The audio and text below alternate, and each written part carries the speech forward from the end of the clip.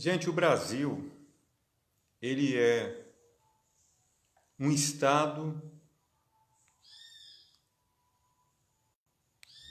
republicano, democrático, de direito.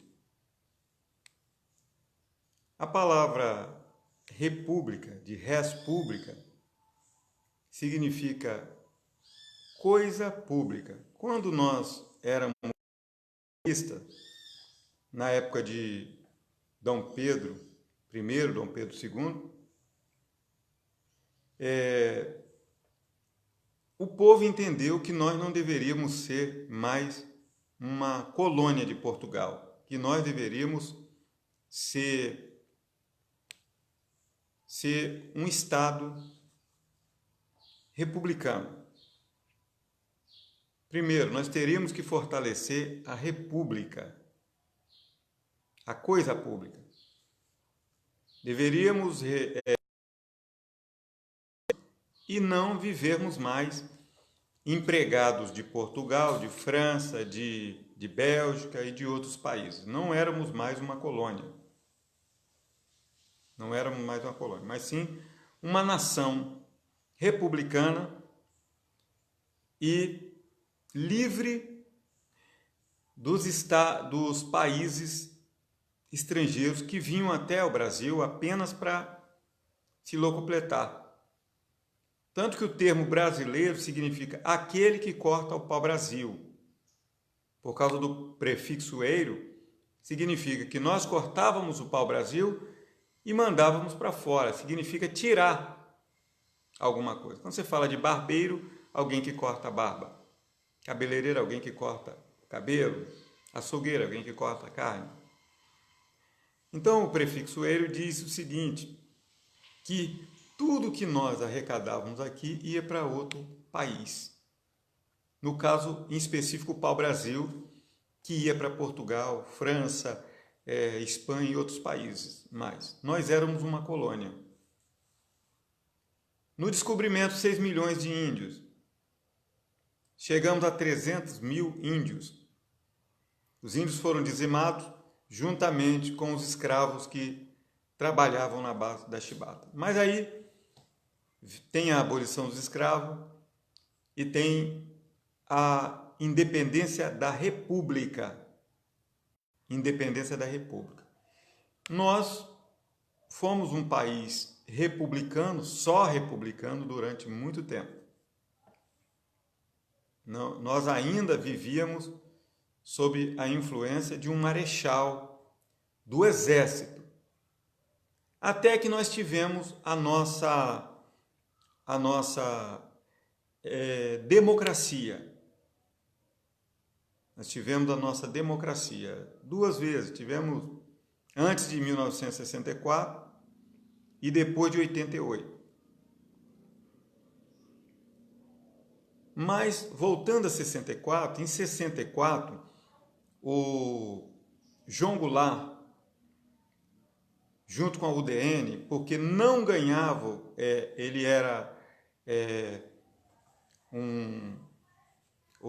Carlos Lacerda, eram conservadores, eram parecidos com esse partido do Bolsonaro, eram pessoas que viviam vendo fantasma, diziam que tinha comunista no país e que os comunistas estavam dominando o país.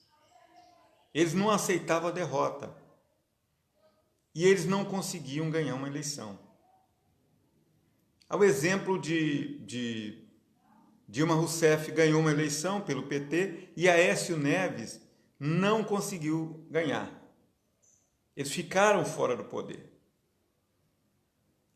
E eles tentavam de toda maneira ganhar o poder, mas não conseguiam. Porque a maioria do povo pobre votava no PT.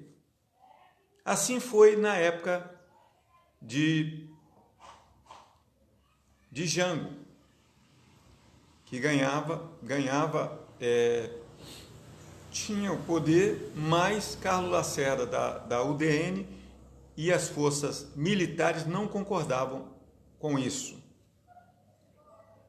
Então, em 64, eles foram lá e, na base da arma, expulsaram o Jango do país, para o exílio, e disseram, ó, nós temos a arma e não existe mais esse negócio de democracia. Então, pela arma, eles conquistaram, implantaram uma ditadura militar.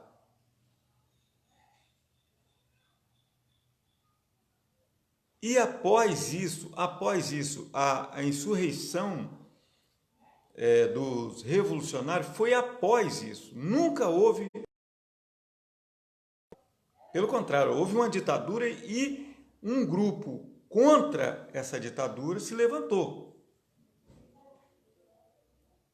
Porque antes da ditadura não havia esse levante. E aí, para reprimir a população, em 1968, eu tinha 4 anos de idade, eles solicitaram o ato institucional, o Exército implantou isso, 5, que reprimia as manifestações populares. Porque como nós tínhamos sido um país democrático até 64, então eles deram um golpe, então eles tinham que reprimir a população através das armas, dizendo, nós temos armas, vocês não têm, então nós vamos. Aqui quem manda é a gente, porque nós temos arma. Quer dizer, uma ditadura mesmo. Já haviam exilado o presidente. Quando eles deram o golpe, eles disseram o seguinte, olha só, a população toda votou em um presidente, democraticamente, eles foram lá e tiraram o presidente e disseram, olha, vocês não mandam mais aqui. Quer dizer, eles desrespeitaram a população e passaram a governar o país com generais. E em 1968, eles criaram um ato institucional deles mesmos, sem autorização de Congresso, porque até 68 o Congresso, o Senado, o Superior Tribunal ainda funcionava.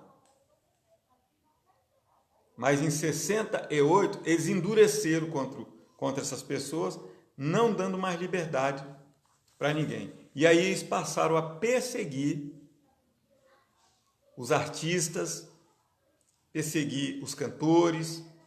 Inclusive, o próprio Leonel Brizola fugiu do país vestido de mulher. Leonel Brizola era um democrata. Leonel Brizola teve que sair do país. Caetano Veloso saiu do país. Gilberto Gil. E várias pessoas tiveram que sair do país, ser exilado em outros países, porque os militares dominaram pela força, pela arma, o país. E o Fábio Bandeira? Então os militares fizeram um toque de recolher. Em 1968, eles instituem esse ato, o AI-5, e colocam tanques de guerra em frente ao Congresso e diz, agora quem manda somos nós. Desrespeitando todos aqueles que haviam votado nas instituições democráticas. E institui uma república soberana, liderada por militares, por generais que mandavam no país e que supostamente estavam levando progresso ao país. A Transamazônica, por exemplo, E a ponte Rio-Niterói comeu dinheiro, dinheiro, dinheiro, dinheiro e não fez nada. No caso da Transamazônica, eles disseram que iriam do Maranhão até o Peru, numa grande estrada que nunca terminou. Pelo contrário, entrou na terra dos índios, dizimaram índios, estruparam índias, os mineradores entravam na floresta para explorar ouro, matavam índio, eles levavam doença, pessoas ficavam agarradas naquela estrada que até hoje está lá. Foram 20 anos de ditadura e nada de progresso. Nada de progresso. Uma história mentirosa de que levaram ao progresso. Essa estrada nunca... Bolsonaro está dizendo que a China vai fazer um corredor passando pelo Paraguai, passando pela Amazônia, chegando até não sei onde. E a mentira de que o exército fez muitas coisas. Não fez. Tanto que em 1988, junto com Ulisses Guimarães, teve a indireta já, que elegeu Tancredo Neves, e depois a direta já que elegeu Collor. E aí a democracia voltou, onde foi feita a Constituição Cidadã. Porque antes nós éramos indivíduos. Indivíduo é uma pessoa que não tem respeito. E o cidadão não. O cidadão, ele é um cidadão do Estado, democrático de direito. Então o AI-5 de 68 foi um golpe baixo contra a população, contra os intelectuais, contra todos aqueles. Se a pessoa tivesse um livro em casa e ele fosse formador de opinião, eles iam lá e prendiam. Muitas vezes levava para certos lugares lá e matava aquela pessoa. O Ustra e o Curió, que era militar também, iam nas aldeias, torturavam pessoas para que essas pessoas falassem onde é que estavam os comunistas. E aí eles passaram a matar, torturar, inclusive a Miriam Leitão e a própria Dilma foram torturadas. E a coisa foi tão ridícula que eles tentaram explodir um shopping, 2 soldados, para botar a culpa nos comunistas. Se não me engano, o shopping center. E ali a bomba explodiu no colo dos soldados, dos militares, antes deles explodirem o prédio. E disseram que eram os comunistas. O Marighella, ele surgiu no pós-ditadura. Ele era dissidente da polícia e lutou, passou a defender o povo. Foi isso que aconteceu. Primeiro houve o golpe, depois houve o Marighella. Porque as pessoas tinham medo da polícia, das Forças Armadas. Houve uma repressão chamada Escuderia Lecoq e outros grupos armados o Esquadrão da Morte. Eu era garoto, mas eu lembro desses nomes. Que saíam matando pessoas. Então, gente, nós não podemos deixar de maneira nenhuma. Façam vídeos, denuncie esse governo que está tentando implantar um governo autoritário. O que aconteceu lá em Paraisópolis é prova disso. Eles foram com a intenção de matar. Porque quando há uma investigação, há uma pessoa, alguém entrou na comunidade, 2 pessoas, eles alegaram, no meio de 5.000 pessoas, eles deveriam seguir essa pessoa. Um investigador da Polícia Civil deveria fazer campana para seguir essa pessoa, para que ele saísse da comunidade e fora da comunidade haveria o flagrante. Não fazendo o que fizeram, torturaram a pessoa, deram tapa. Eu vi o vídeo aqui, horrível. Tapa no rosto, pisaram em pessoas. Uma menina caiu no chão,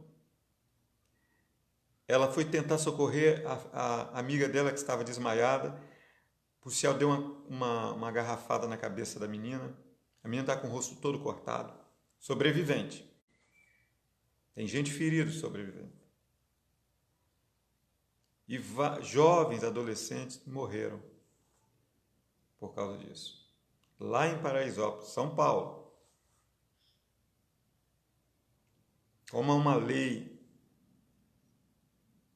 da corregedoria, eles já estão afastados. Mas até quando? Até quando crianças vão morrer com bala perdida? Até quando jovens vão morrer? Jovens negros e pobres. Até quando, gente? Como eu disse, quantas festas eu já servi de pessoas brancas, de classe alta. Uma vez eu servi um casamento, eu trabalhei de garçom. Na minha juventude, eu servi um casamento com 3.000 pessoas. Eles dançam. Há lugares que eles fazem até atos imorais, fazem swing, fazem bacanal, fazem um monte de coisa. Ficam nus, não vai ninguém lá. Ninguém vai lá. Mas quando é pobre e negro, aí eles vão.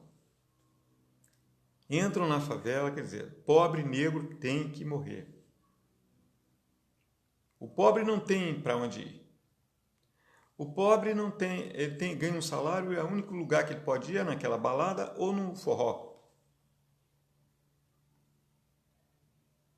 Muitas vezes está passando fome. Ou ir comemorar o futebol. Rico não. Rico, quando começa a encher aqui, ele pega o avião e vai para os Estados Unidos. Ele vai para a Inglaterra, vai para outros países viajar.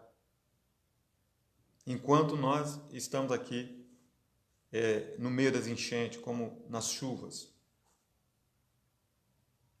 Muitas vezes o pobre não tem dinheiro para tratar dos dentes. E quando ele sai de ônibus, vai numa festa e não sabe se volta. Quando a gente vê uma viatura, a gente não sabe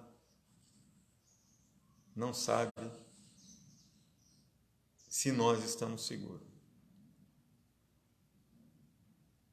Então, não podemos admitir de maneira nenhuma que um presidente da República, o filho do presidente e o ministro da Economia do Brasil, que está tirando todos os nossos direitos, né? Direito trabalhista, direito previdenciário, reforma administrativa, tirando dos funcionários públicos, achatando o pobre, num regime capitalista que beneficia ricos e ainda insinua que se a esquerda reagir, eles vão mandar fazer repressão com o exército. Que democracia é essa? Por causa de um governo maluco de Bolsonaro, que está cristalizado em ideias nazistas e pensa que todo negro, todo pobre é bandido, é inimigo do Estado. Isso é perigoso. Faça o seu protesto aí nas redes sociais, fala, escreve, porque nós temos que falar agora, para não calar depois. Antes que seja tarde. Temos que buscar os nossos direitos diante da lei. Nós temos uma Constituição vigente, ela não é obsoleta, ela está vigente ainda, ela funciona ainda e nós temos direito a buscar no Superior Tribunal Federal os nossos direitos. Fiquem na paz.